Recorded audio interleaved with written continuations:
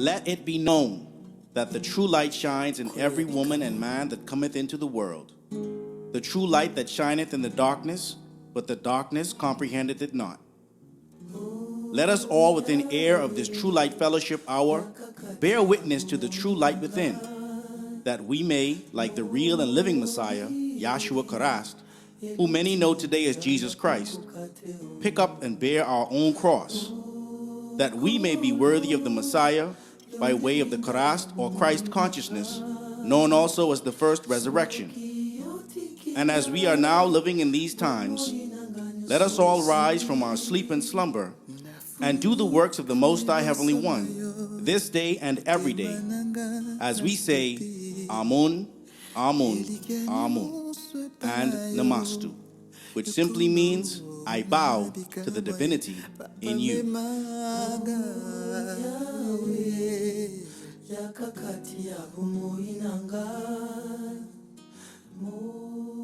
Well, Namastu again, and welcome to another Sunday service here at the Holy Qubtic Church of the Black Messiah. My name is Pastor Dr. Cleveland W. Eneas III, also known as Ka-Hun, Anku Sa Ra. As always, I'd like to begin by addressing our listening congregation, those who may be hearing this message through the radio or Facebook or YouTube. We encourage you to come down here to historic Baintown any Sunday at 9 a.m. for our Sunday service, or any Wednesday at 7 p.m. for our True Light Fellowship and Bible Study, which is more of a question and answer fellowship. And for those of you who did make it to the Kanisa today, again we say Namastu. Namastu. It simply means I bow to the divinity in you. And as always, I'm happy to see your faces and be amongst family. You know, we work hard all week and do what we have to do to put food on the table and keep a roof over our head. And it's these times when we get together and share in the oneness of Ane Ray that we most feel at home. And so today our sermon is a sermon entitled Draw Near. Draw Near. And it's very timely insofar as we as a Kanisa have begun to draw near. However, I think it's very important that we pause for a minute to understand the importance of us coming together and why it's important for us to come together. Because oftentimes we'll join an organization or be baptized or come into a body and we begin to take it for granted. You know, we begin to feel like it's just supposed to be here. You know, the Kanisa is just supposed to be here and it's supposed to be built and we're supposed to have gods and we're supposed to have the original books of the Bible and all of the things that we have. And I'm not saying that, you know, anybody in here is taking it for granted, but I think if we're all honest with ourselves, there are times where, you know, we probably do without even recognizing it. And so it's just always good for us to appreciate what we have and why we have it. You understand what I'm saying? Because the one thing, and the reason why I even decided to put this particular sermon together was because I'm constantly, just like all of you, you know, I'm watching us as a people, as a nation. You know, whether you're Catholic, whether you're Baptist, whether you're atheist, whether you're Rastafarian, whatever the case is, or even in the gang, because I've been watching the gangs too, all right, from a distance. Right? You know, those are our brothers too. Those are our brothers and our sisters too.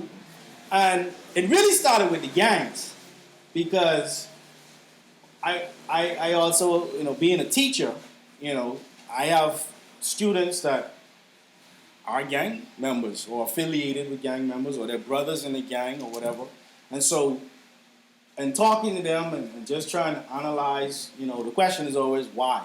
You know, why are these gangs forming and why are those who may not be in what is called a gang, why do they feel that it's necessary to be a part of some type of organization?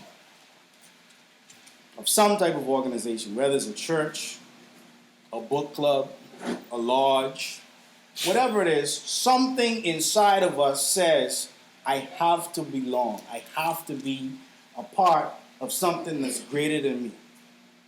And I looked at the gangs because, in society, they often get the bad rap, and in some cases, deservingly so, but they're not the only ones.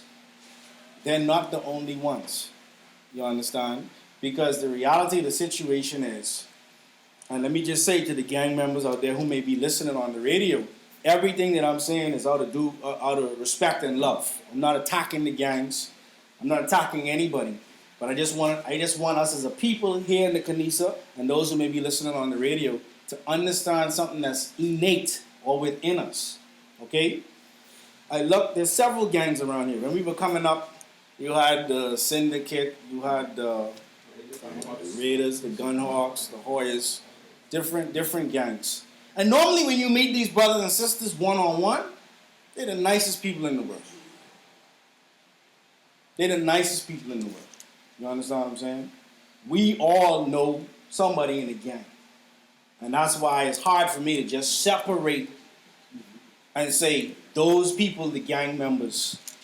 You understand? The same way it's hard for us in the Holy Qubtic Church to just separate and say, those Catholics, or those Baptists, or those Jehovah's Witnesses, because we got people that we love in all those institutions, correct? So, it's never about attacking. But recently, okay, I should say in recent gang history, there's a gang called One Order. Right? And so they were talking about this gang One Order, and I smiled to myself, and they were like, well, why are you smiling? This is a serious thing. They're doing this and they're doing that. And I said, One Order, that's their name? One Order? I said, they're looking for order. They call themselves One Order. I said, you know what their name means? They're trying to say Ma'at. Ma'at. Universal order. You understand? Balancement of deeds. You understand? They are as much of a gang as the politicians are a gang, as the policemen are gangs. Right. You understand what I'm saying? Right. And no disrespect to anybody. But at the end of the day, something in them said, if you don't want me to be a part of your gang, I'm going to join my gang. I'm going to start my gang because I need order. I need to be able to draw near to something that helps me to give me an identification, something that says, this is who I am. And so those brothers and those sisters and those gangs will do anything for those gangs. They'll even kill one of us or rob from one of us. You understand? To maintain their status, their allegiance to that gang. And so I looked at that. And I said, boy, are we as atonists drawing near? Are we coming together and being a force in the community? Like the gangs, like the police, like the politicians? Huh? Are we actually doing it? Because we have the power to do it. You understand? And then I went a step further, right? Let's go in the original books of the Bible. Because one of the reasons why we as a people continue to suffer, right? Hosea 4:6 talks about us being destroyed for a lack of knowledge, correct? Right.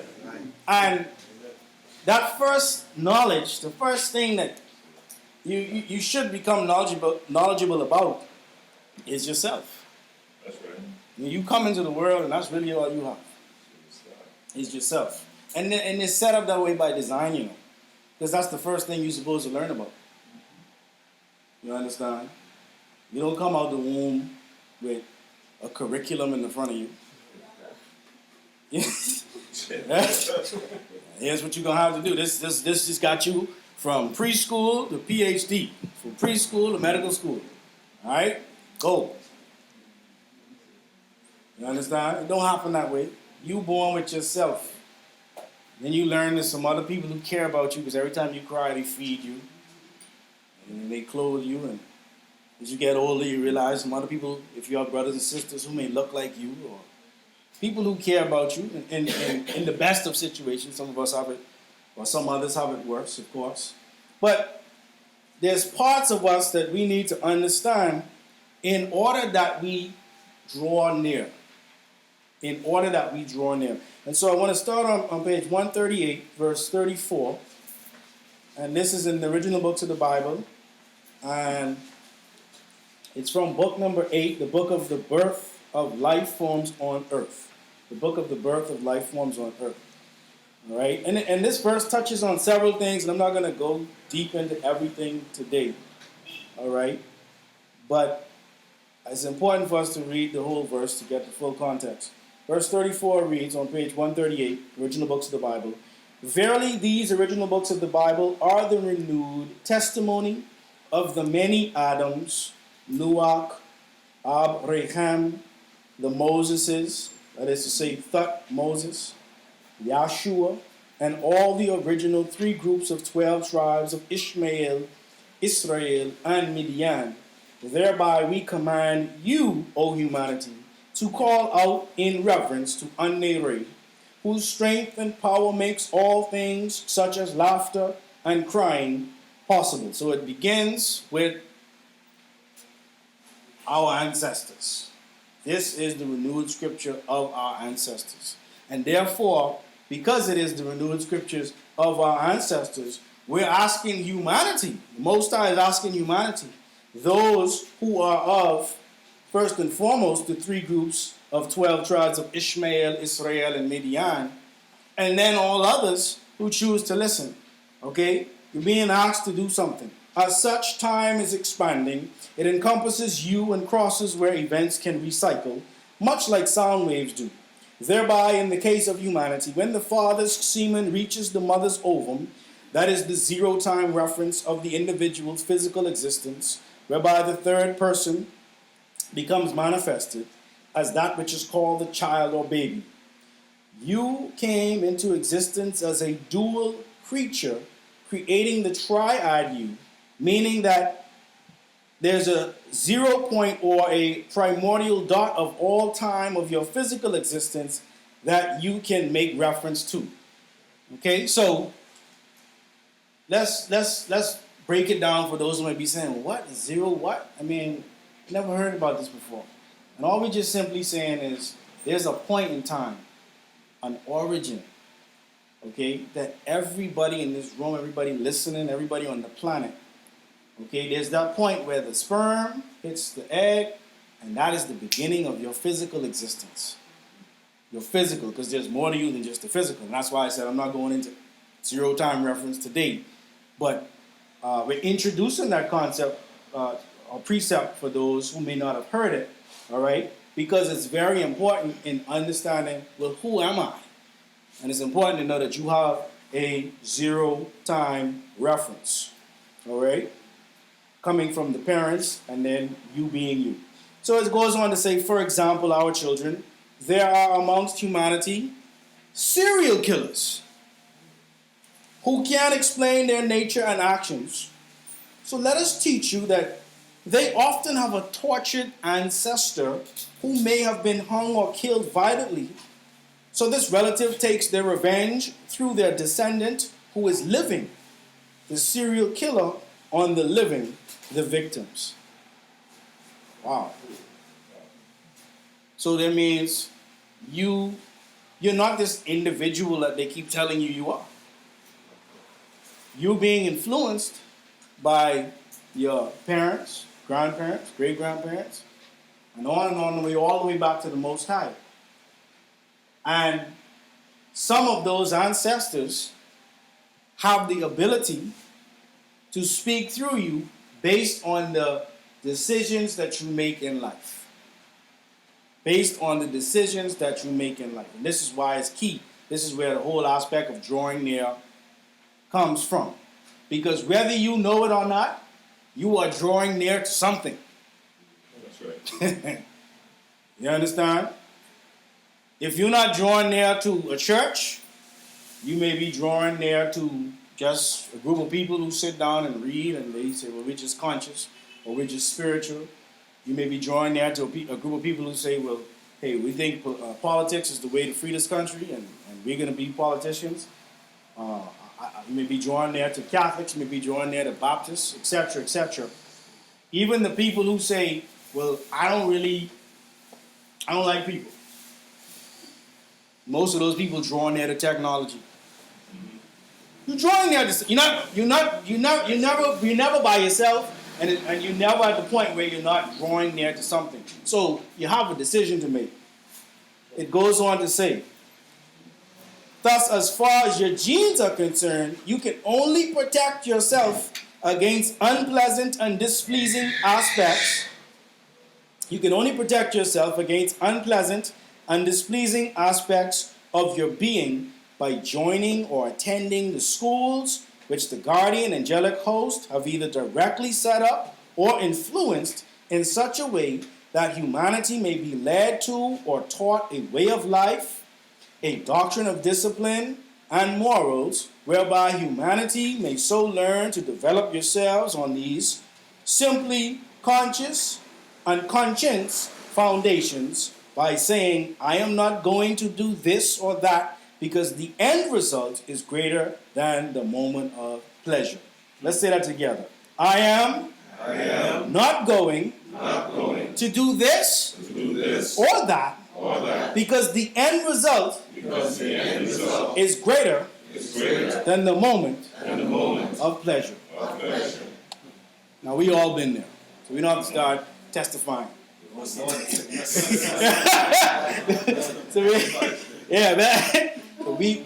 you have to get to the point where you say, that would be fun, but the butt has to kick in.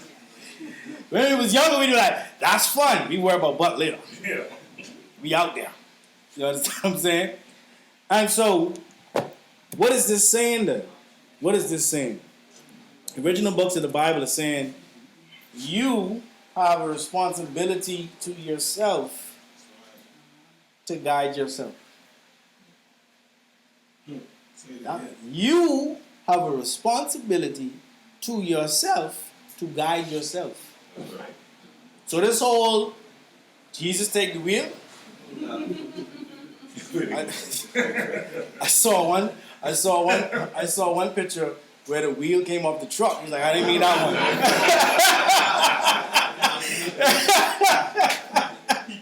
He took the wheel. Yeah, I meant steering wheel, right? No, you better keep your hands on the steering wheel. Keep your hands on the steering wheel.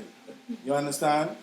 Because you have a responsibility, and while your hands are on the steering wheel, you need to be drawing near to self and kind. You need to be acknowledging your ancestors. This is something that I heard Ka-Hun Mantuta, and we do have our Ka-Huns from Florida and the UK here with us, and you'll hear from them later. We're happy that they're here. But someone asked him the question about how do we turn on our DNA? How do we activate it? Because we black people, we know about permanent stuff, so we know about activation. You see what I'm saying? So you know what I'm saying? When you say activate it, like, yeah. I can do that with my DNA too, right? And the Ka-Hun was explaining to the person, listen, your ancestors are in you. It's not a matter of activating them. It's a matter of acknowledging them. Your ancestors that have done things on this planet that people are still trying to understand and still trying to figure out some things that they'll never be able to do until you wake up. They sitting there and they just waiting. Well, Lord, you think Stephen can call us? It's also give the boy life, you know. And he going running up and down the road, asking other people, okay, this is interesting. It's like your parents cook you a nice meal, man. Huh? Some nice, you like guava duff in here. Yeah, man, some nice guava duff. Yeah, but you can like it. Yeah. Yeah. You know what I mean? You know, Bahamians, we like our peas and rice and, you know, our coleslaw and they cook that nice meal for you and boy, you eat the meal, you know. And you burp good. And then immediately you get up from the table and run across the street. And tell you, hey, thank you for that meal, man. And they're looking at you like, meal. Okay. Yeah. We got you. You're welcome. Come back again. You good. Wouldn't your parents be confused? Wouldn't the person who... So where you coming from? I had to go outside and give thanks for the food. So I didn't prepare the food for you.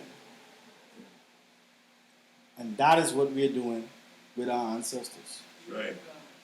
Those that provided for us the very ground that we stand on. The food, the water, the sun. And this is when I say we take for granted, because including me, you just take for granted the sun's supposed to be hot. Just take for granted the water's supposed to be wet. You hear what I'm saying? And so what happens then is we get to this point or this place in our lives where humanity or the world as we know it is influencing us in such a way that the dysfunctionality of the world looks normal. Wow. It looks like, oh, this is what's supposed to be happening. You got people who walk up to me and like, you don't have a tattoo? I'm the weird one. Because I don't have a tattoo. You must have one. Sorry. Yeah, go stand in the corner.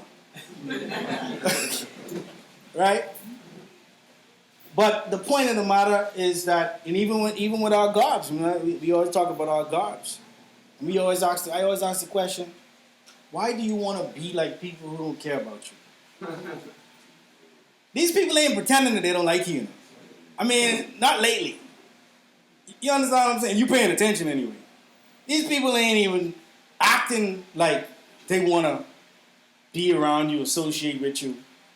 And in this country, see, I'm careful about just saying, oh, the white man. Because we got black people with the white man in them. You understand? The white man in the black skin. You understand? And listen, let me say this again, because I know several of the political leaders, they listen. And I love all of y'all, because I recognize y'all are victims, just like us all. Your victim is a little better than ours, though. You're eating a little better than us. But we still love you. You know what I'm saying? I wish you could spread some of your victimness around, But we love you. We say all these things out of love. Because, like the scripture is saying here, in this instance, it was a serial killer. It's not always a serial killer for us. Sometimes it's a thief. Sometimes it's a liar. You understand? Sometimes it's a person who likes to fight, who's argumentative. All of these habits and these aspects of who we are that we're always saying, boy, I gotta do better on that one, I gotta get to the point where I stop doing that. And I'm not saying that you are not supposed to take responsibility for your actions. Don't get me wrong. I don't want you walking up in here like, right. I didn't take it. I was doing some research out of an uncle named Lenny. He took it. So don't play that. Yeah, I gotta watch some of y'all smart. You know what I'm saying? So I'm not saying you're not responsible. You're supposed to be in control of Lenny inside of you. You know what I'm saying? But how do you get control of Lenny inside of you? You get control of Lenny inside of you. As the original books of the Bible says, thus as far as your genes are concerned, you can only protect. It didn't say there's 10 different ways to protect yourself. And we like number 1. That's not what it says. It says you can only protect yourself against unpleasant and displeasing aspects of your being by joining or attending the schools which the guardian angelic host have either directly set up or influenced in such a way that humanity may be led to or taught a way of life, a doctrine of discipline and morals, whereby humanity may so learn to develop yourselves on these simply conscious and conscience foundations. And why is that important? Oftentimes, we, growing up, I would have been a part of what is called a conscious community, or they'll always say, oh yeah, he likes Africa, or whatever the case may be. And as you get older and spend time making fun of those people who go to church and they worshiping the white God and they believe this and they believe that, but they're organized, but they can raise funds, but they're sending their children to the best schools, or they have a school, or they have a hospital that you have to go to, or your child has to go to their school so you can sit up in the PTA meeting and argue with them. Because that's what people do. Well, my son must have locks, and your school says my child can't have locks. Well, build a school where our children can have locks. It's their school. They don't want people to have locks. And so the reason why, in my observation, that has happened is we as a people, as I started out by saying, we want order. So we look for order around us to become a part of it, even if that order wasn't built to benefit us. Right. You hear what we're saying? Even if that order wasn't built to actually sustain us and build us. And so we'll join a school. We'll go to the highest. Hey, I got a PhD, I got a medical degree, or I got a master's, bachelor's, wherever you at. Without blinking. Because we see the order in getting an education. And in the Holy Qubtic Church, we're all about education. Right? We will see a church. And though there may be things about that church that we don't necessarily agree with, we still join, and we make sure our children join, because there's a particular level of order that we want in our lives and we want our children to have. In the case of those in the gangs who say, well, I'm not interested in school and I don't like church, they join gangs. But it's still, again, to have some level of order. And so it's now our responsibility as the Holy Qubtic Church to be that order that our people are seeking. Because in our most dysfunctional state, we seek order. We seek the gang. We seek the politician. We seek the police force. We seek the army in some instances. Because we got Bahamians who just picked up and left and went to the U.S. Army. Friends of mine, I know. Huh? And you ask them, well, why, right? And they can't necessarily articulate why, but I know why. Because you're looking for order. And they don't see it. We as a people don't see it amongst each other. We don't see the order amongst each other. We could read books. We could wear the biggest we got. Hey, I got Hidden Colors 1 through 5. What, 5 ain't even out yet? Yeah, but he called me and I'm going to get it. You know what I'm saying? We want to be that person. instead of that community. You want to be that person instead of that community.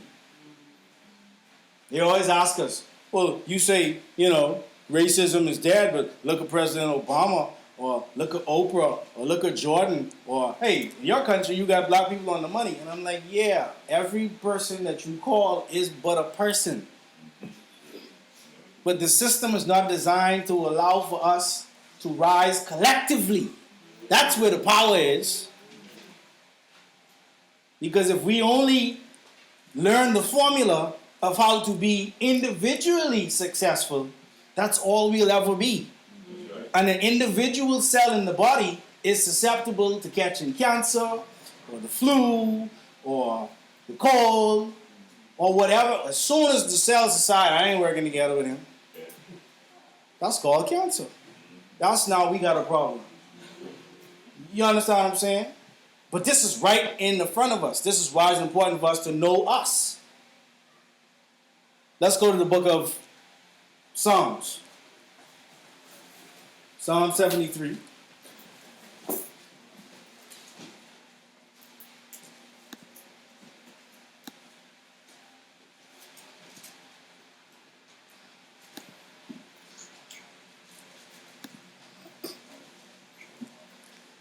And this chapter is basically talking a lot about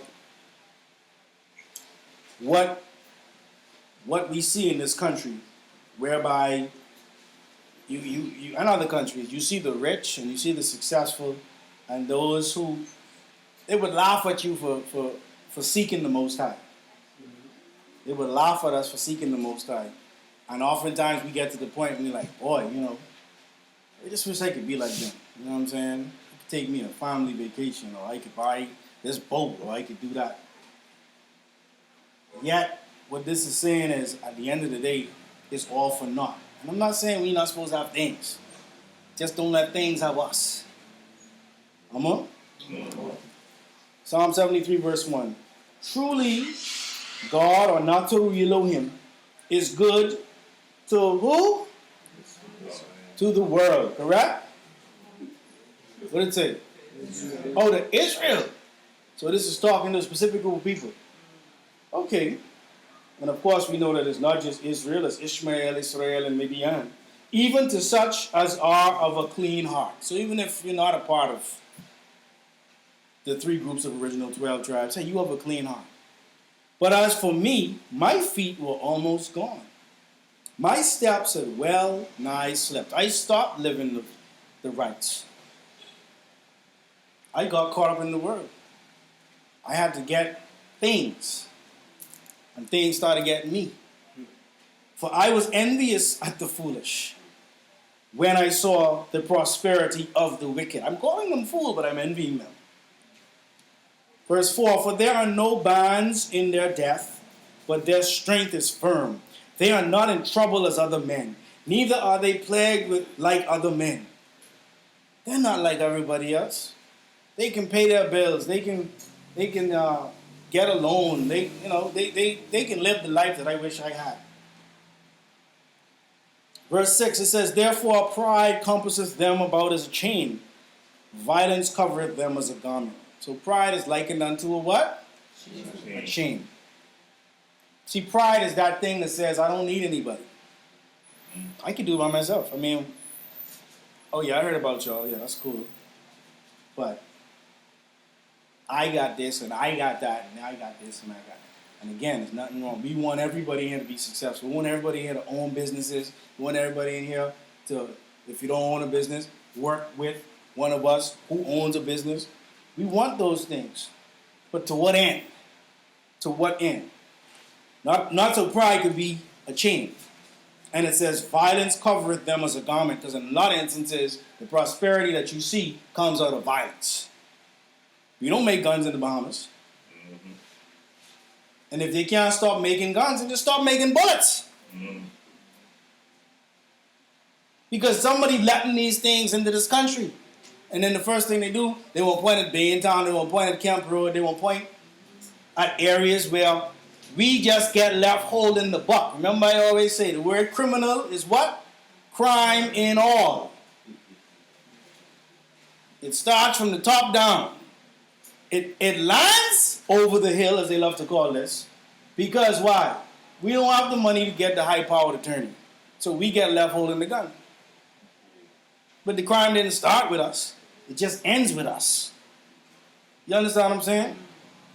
Verse 7, their eyes stand out with fatness. They have more than their heart could wish. They are corrupt and speak wickedly concerning oppression.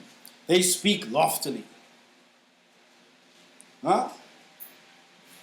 They are corrupt and speak wickedly concerning oppression. They speak loftily. And we're with you. We're going to get the Bahamas.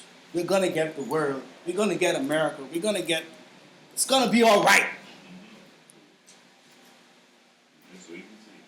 You just wait and see, brother, sister.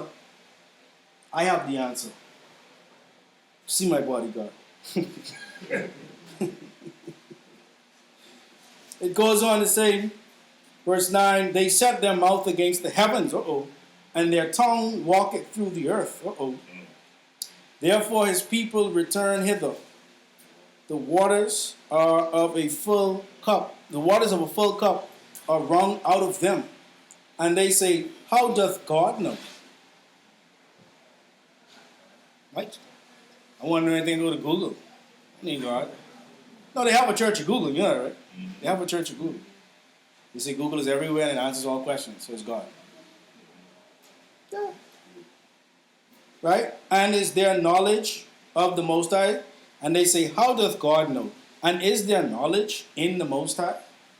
Is there actually any knowledge? Is it worthwhile even studying and trying to become one with the Most High? Behold, these are the ungodly who prosper in the world. They increase in riches. Verily I have cleansed my heart in vain and washed my hands in innocency. That's how many of us feel. I might as well go do what they're doing. I'm around here trying to be good. I always tease my dad. You around here raising me with morals. You could have had a house on the hill. Too much things I let pass because I had morals.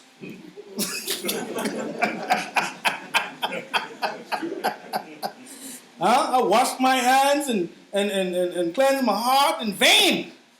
Because all these people who just around the place nasty, they living good. They got to go beg numbers, man, for money. Huh? We talk about numbers and how bad it is, but guess what? They giving everybody stuff now. Huh? They driving around in cars. Huh? You come around here, we can take it. Just so you know. We ain't not self-righteous. You got stuff for the children? Thank you. God bless you. Oh, the church don't want it? Oh, we'll take it. Thank you. Well, we don't gamble, but, we love the children. Verse 14, for all the day long have I been plagued and chastened every morning. If I say I will speak thus, behold, I should offend against the generation of thy children. When I thought to know this, it was too painful for me, until I went unto the sanctuary of An-Neri. Then understood I their end. So I didn't understand why things were the way they were until I did what? Until I drew near. That's right. Until I could actually perceive what was going on. See, if you stay out there, if you in the forest, you can't see the forest. You're just looking at trees. You got to step out of the forest and even go over the forest. That's why you say what? Overstand to see, oh, that's a forest. For real? That's a forest. I was busy focusing on one tree or 3 trees, right?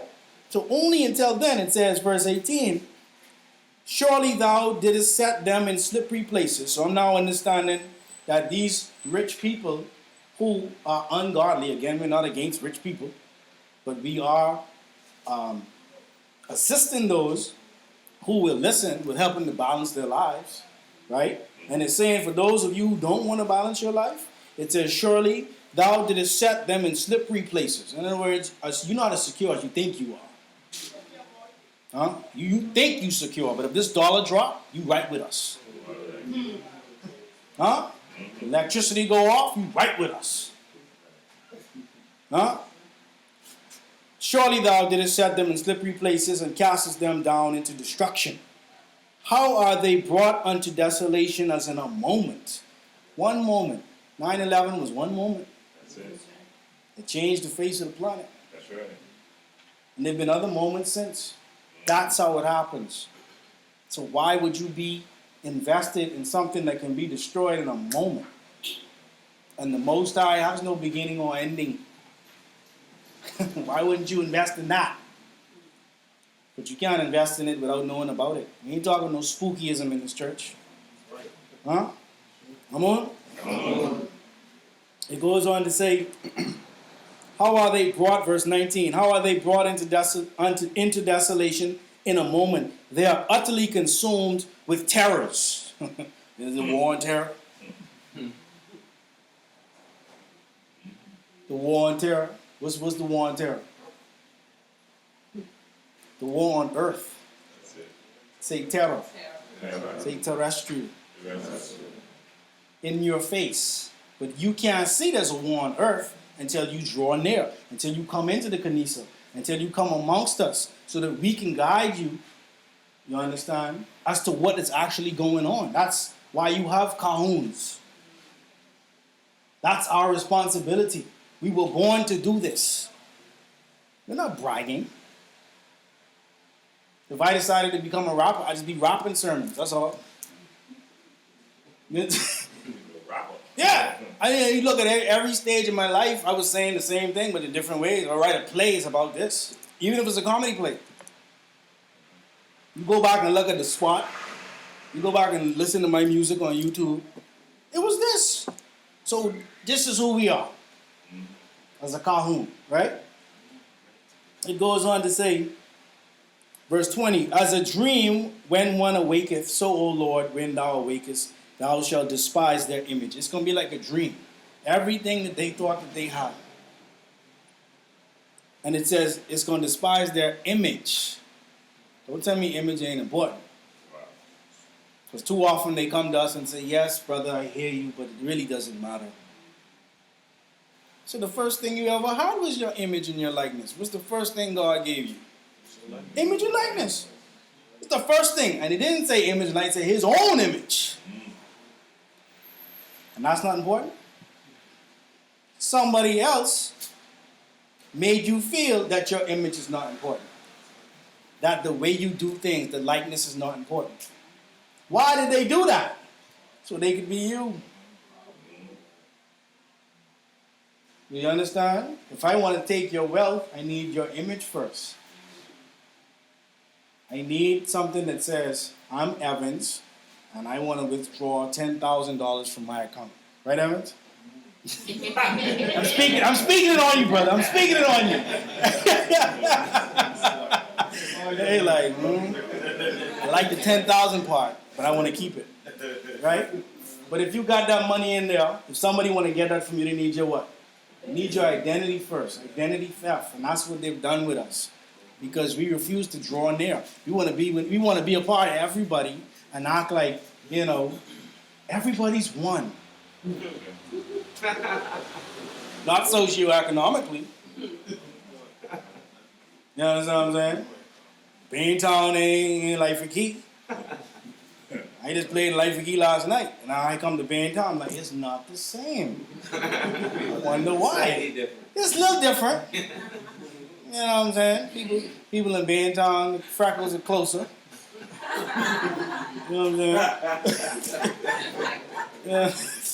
So don't give me this nonsense about is we all one. No, we're not all one. And so far as being the same, yeah, we on the same planet. We on the same island. Somebody say, we talk about the body of Christ or the body of Christ. Some people are the head. But if there's a head, there's a foot. There's a behind. Which part of the body are you? I don't want to be in the behind. I'm in the body. Yes, but you need to be more specific, sir. You know what I'm saying? Yeah, we wear white because we want to stay clean. So we in the head, the karast. You understand what I'm saying? Yeah, man. So it goes on to say, verse 21, thus my heart was grieved, and I was pricked in my reins. So foolish was I and ignorant. I was a beast before thee. When you start living other than self and kind, you begin to live in the image and after the likeness of the beast. And that beast is mentioned in the book of Revelation, chapter 13, which you can read through at your own leisure. We don't have time for it this morning. But we didn't say in the Holy Qubtic Church there's an image of the beast. The Bible said that, correct? And so if you're not living in the image and likeness of God, or An-Nere, then you're living in the image and likeness of the beast. And if you live like them, you think like them, then you become them. And whatever happens to them happens to you. That's right. And then you sit around and try to figure out, but why me, Lord? That's right. And the Lord says, you didn't protect yourself. I built or influenced schools, knesses, institutions for you to be able to protect yourself from yourself, but you went and lived amongst others. You drew nearer to other than self and kind, as opposed to drawing nearer to self and kind. And now you're going to suffer like those who choose not to live in the image and likeness of the Most High. Let's skip down to the very last verse because we want to jump into Revelation. Verse 28 reads, actually I'll read from verse 27. For lo, they that are far from thee shall what? Perish. So if you far from the Most High, you shall perish. It didn't say you might perish. If you have a bad day, you're going to perish. It says you shall, you will perish. That thou hast destroyed all them that go what? A whoring from thee. Now how do you become a spiritual whore? You become a... It's not the same. We're not all one. Right? How do you become a spiritual whore? You become a spiritual whore when you're over here 1 week studying with these people, and then the next month you're over here studying, and then over here you got this book, and then you ain't telling us about what you're doing over here. That's a spiritual whore. That's right. You on the buffet line, putting everything on your plate at one time. And then trying to figure out why your stomach hurting, or why I can't get my life right. That's right. Because you dress beautifully on Sundays and Wednesdays. But the rest of the week, what you doing? Are you living atonism every day? Or just when we see you? Because you ain't living it for us. I might as well let you know. But you are living it for us. I might as well let you know. You understand what I'm saying? Because we need you. You understand? Can't do it on our own. It goes on to say, verse 28, but it is good for me to do what? To draw near to God. To draw near to An-Nere. I have put my trust in the Lord God. I have put my trust in An-Nere, that I may declare all thy works. You understand? We are going to declare the works of An-Nere, because the world will not. The world will make it seem as if they created the sun. Oh, yeah. And the moon. The works of An-Nere. But the day and time for that is over. And so, we end in Revelation chapter 18. We end in Revelation chapter 18.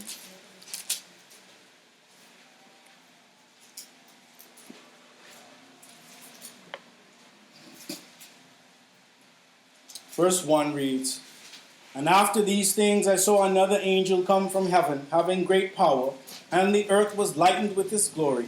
And he cried mightily with a strong voice, saying, Babylon the great is fallen, and is become the habitation of what? Devils. Oh, of devils. So devils live in Babylon. Devils live in a place of confusion. Are we not in confusion? Do we not have a UFO out west? Unfinished object? In Bahamas? That's confusion. Never in my life. $3.5 billion. You had one job. That was to open the hotel. And now it's sitting up there. Pretty eight. Can't go in there. confusion. Huh?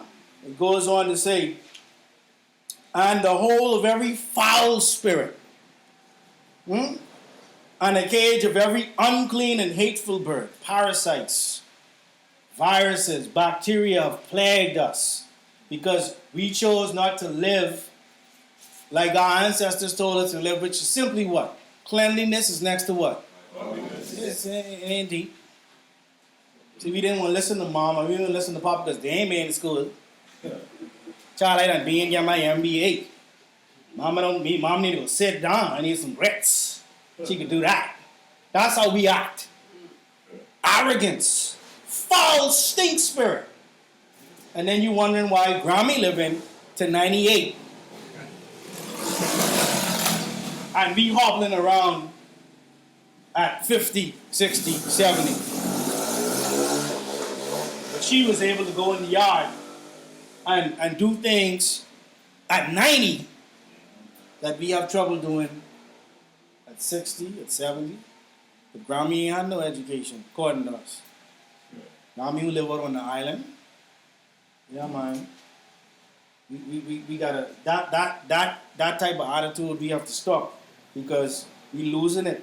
We gotta go back to the wisdom of our ancestors. Verse 3, for all nations have drunk of the wine of the wrath of her fornication. Did it say some nations? All nations. All nations. It goes on to say, and the kings of the earth have committed fornication with her. Who's the kings and the queens, or we like to use the gods and goddesses, or the neters and neterts of the world. Who is that? It's us. We decided we wanted to live like everybody else. That's what fornication is. We decided to mix that which was sacred with that which was mundane or worldly. Thus we became the swine that the Most High was throwing pearls to. Because why? We thought it was the thing to do. It's the end thing. Everybody's doing it. That's what we're saying, whether we're saying it or not, because we're doing it. It goes on to say, and the merchants of the earth are waxed rich through the abundance of her delicacies. And I heard another voice, which is the verse we want to end on. I heard another voice from heaven saying what? Come out of her. Who? Oh, he's talking to a specific group of people, not everybody. See, it can't mean everybody, because if everybody come out, you still got the same place. Huh? Let's say that again. If you got everybody over here doing foolishness, and you say, come out of her, and everybody move. So you still in there. You just move places. You didn't come out of her. Huh? Say, come out of her, my people, that ye be not partakers of her sins, and that ye receive not of her plagues. So our question today, and this is the question we're going to end on, is, if you come out of her, where are you going? We always talk about we're coming out of her, but we rarely speak about where we're going. We must draw near. We must draw near to atonism. We must draw near to our kinesis. We must draw near to our businesses. We must draw near to our families and our communities. We must do for us what others have done for themselves if we are ever to be respected on this planet, and mostly by ourselves. That's why we enter in all of these churches that we know aren't teaching our story. I'm not saying they're wrong. I'm not saying they're bad. I'm saying that's not for us. That's why we join in the gang.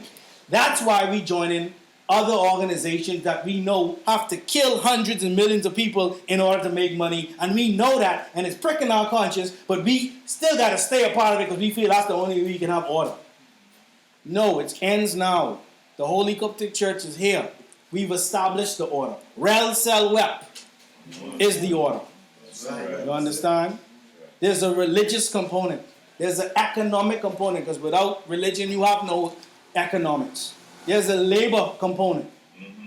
You understand? Nobody's supposed to be around here without a job, because we're supposed to have businesses that put people to work. We address genetics. We address all of this sexuality that they're talking about right now. Huh? We educate ourselves.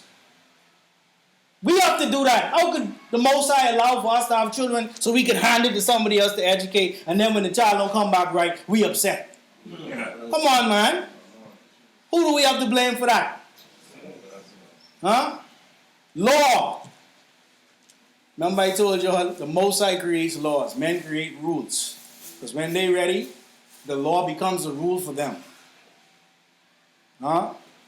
Our politicians don't declare like they're supposed to by March of every year. They don't declare. They don't get locked up either. So that's not a law. That's a rule. No disrespect. It just is what it is.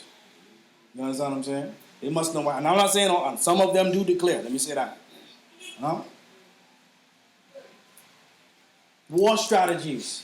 When I say war strategies, we're not talking about going out and hurting anybody. We're saying after you've built what you have, you got to protect it. You can't leave it up to somebody to protect your things. You can't build a family and then expect for someone else to protect it. You got to protect it. And you got to know how to protect it. And then, of course, we got to be entertained. Stop asking Nickelodeon and NBC and ABC and HBO to entertain us. That's why I turned my cable off. My wife and I said enough is enough, because every time we turn it on, 2 men kissing, 2 women kissing. And the children, they're like, oh, what's going on here? I'm not saying that you're supposed to shelter your children. That's not what we're doing. But at the same time, we recognize, okay, hey, we'll turn it back on when we get some more order. Because right now, this ain't looking right. You understand what I'm saying? So we got to create the entertainment. We got brothers in here, great comic book artists. We're going to make a cartoon. We're going to do that. You understand? We got people in here who make clothes. We got people in here who barber. We got people who build houses. We have everything we need. Noah didn't build the ark by himself. He had help. And then last but not least, you have politics. And that's why I keep speaking to our politicians. Because they're listening. They inbox me. I'm not going to call any names. They inbox me. I'm listening to you, and I like what you're saying. And da-da-da-da-da. They can't publicly say it. I understand that. But I'm putting the others on notice. There's a change coming, and there's a change happening. The politicians want to draw near to their true religious identity. The policemen want to draw near to their true religious identity. Even the pastors in this country want to draw near to their true religious identity. So when they come out of her, we must be here to receive them. With that I say, Amun. Namaste.